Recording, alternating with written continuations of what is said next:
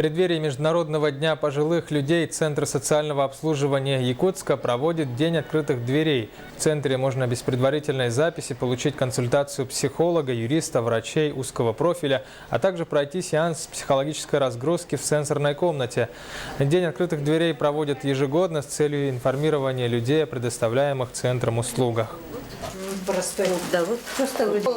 Принимают врачи-терапевты, эндокринологи, психологи, консультации юридической помощи оказываем мы. Мы разъясняем населению, пожилым гражданам, какими услугами они могут воспользоваться в нашем центре. Их у нас насчитывается более 100 услуг, которые мы предоставляем. У нас на обслуживании находится 724 одиноко проживающих граждан, для которых обслуживание предоставляется через социальных работников. Всего у нас работников 217 человек, и все профессионалы своего дела.